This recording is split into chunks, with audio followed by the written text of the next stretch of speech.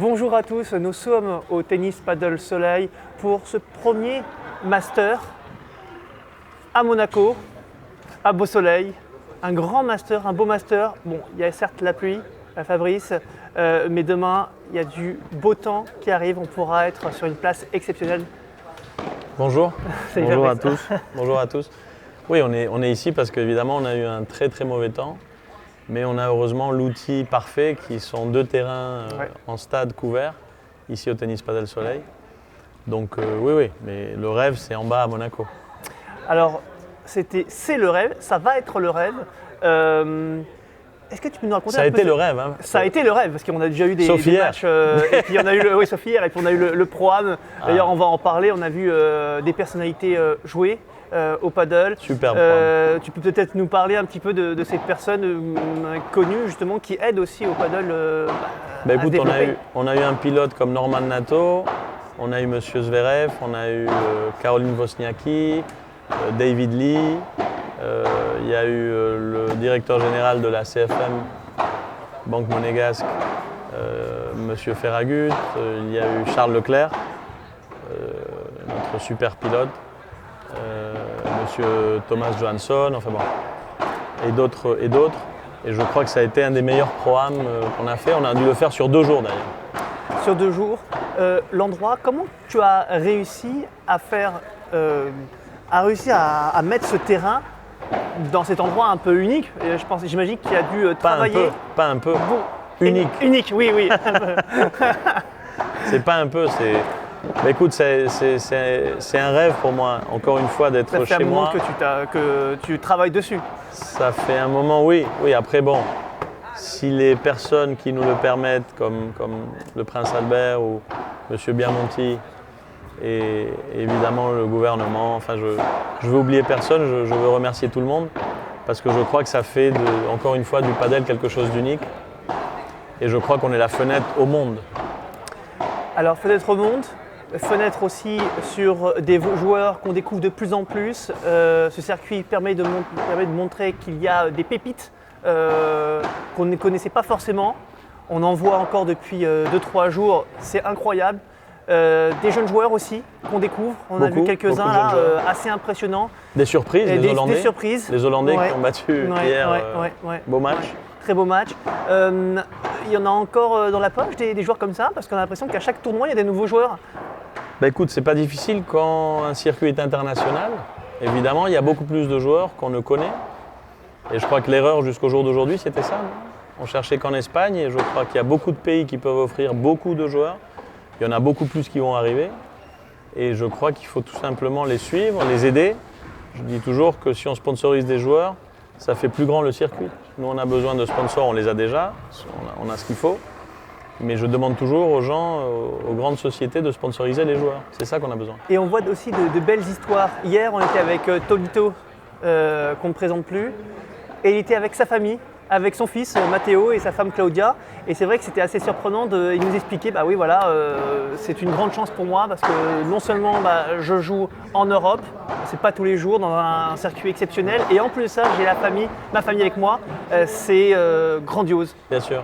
Écoute, ils commencent à gagner beaucoup plus d'argent, donc maintenant ils peuvent voyager, ils peuvent se permettre ce luxe-là qu'avant c'était impossible. Et oui, c'est fabuleux. Après, moi je crois que, je ne sais pas si c'est très bon pour la concentration. Ah. Parce qu'ils sont encore jeunes, il manque encore beaucoup de professionnalisation.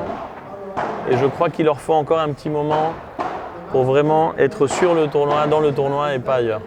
Oh, je sens que peut-être que ces propos, tu risques de le lui dire attention, concentre-toi. Non, mais c'est juste un conseil. Je veux dire, on a vu des joueurs venir avec leur famille au Portugal et perdre au premier tour. Après lui, il a une main fabuleuse, non? Donc les gens qui ont un don, c'est un peu plus facile, mais il faut quand même travailler énormément.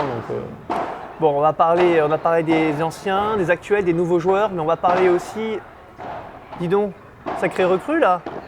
Cristian Gutiérrez, l'un des grands monsieur du paddle mondial, qui joue. Il joue maintenant. Qui joue maintenant d'ailleurs, va falloir qu'on. On va faire court l'interview. Bon, et bon, d'abord, on rappelle qu'il a gagné son premier match hier. Ouais. Et sur le central. Il y en a d'autres peut-être. Je sais, j'ai ouï dire qu'il y avait d'autres joueurs Oui, il y en a d'autres. qui allaient arriver. Est-ce que tu pourrais peut-être, on a vu, je ne sais pas si on peut le dire, peut-être Martin Diaz, on l'a vu en Bulgarie, je crois, il y a une ou 2 semaines. Moi, tu me connais bien et moi, le plus grand respect Ouais. est pour les joueurs du circuit. Après, s'il y a d'autres joueurs qui viennent, vieux, jeunes ou moyens, ça m'est complètement égal. C'est-à-dire à la fin, ce qu'on veut, c'est respecter nos joueurs. On suit nos joueurs, on aide nos joueurs. Et je crois que tout le monde se rend compte comment on les traite. Et c'est ce qui fait que les gens changent d'avis. En plus, il m'a dit une chose, Christiane, tu te rappelles que tu nous avais fait une interview à Bordeaux, je crois. Oui. Moi, oui. On avait perdu en demi contre Blanco et je ne sais plus qui d'autre. Et j'ai eu l'honneur de jouer avec lui à un tournoi. Mais ce que je veux te dire, c'est qu'il me disait, j'ai passé 1 mois et demi à regarder les matchs et les joueurs avant de démarrer. Donc, bon, rien à dire. Numéro 2 du monde, non? Numéro 2 mondial. Ah, c'est un gros l'époque, monsieur. ouais. Qu'est-ce que tu pourrais nous annoncer sur sur les semaines, mois qui arrivent? Il va y avoir évidemment une grosse étape à Séville dans une semaine. Oui. Il y aura, je crois, un autre master, deuxième master, ce sera en Suède d'ici un mois, si mes sources sont bonnes. Grand master. En octobre, hein, Grand master. un grand master. Notre grand chelem, quoi. Grand chelem. Et qu'est-ce qu'il y a de prévu? Qu'est-ce que tu nous prépares? C'est quoi la surprise? Exclusivité par le magazine? Fabrice Pastor va nous dire quelque chose d'exceptionnel? Voilà. C'est une belle question, ça. Hein. Ouais. Non, moi je prépare rien du tout. J'ai la chance d'avoir des équipes qui travaillent jour et nuit. Parce que franchement, l'effort a été énorme. Et je veux les remercier tous. Parce qu'ils ont fait un effort fantastique. Je ne peux rien annoncer. Je sais beaucoup de choses. Mais je ne peux rien annoncer. Je peux te dire qu'il va y avoir une surprise énorme. Un nouveau pays. Il y en a plusieurs. Mais hier j'ai confirmé un nouveau pays. Et un nouveau continent. Peut-être. Ou 2 nouveaux continents, pourquoi pas. Oui, il ne faut pas s'arrêter, on est internationaux. Oui.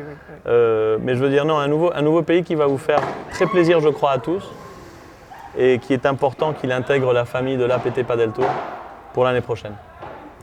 Bon, eh bien, encore un teasing comme il sait le faire.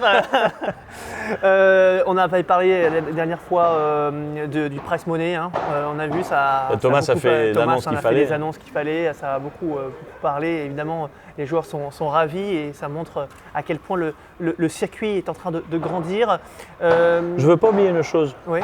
Parce qu'il n'y a pas eu que Christian Gutiérrez, il y a M. Restivo et M. David Gutiérrez qui sont aussi venus jouer. Donc moi, je suis content pour eux en fait, parce que je crois que c'est le circuit qu'il leur faut.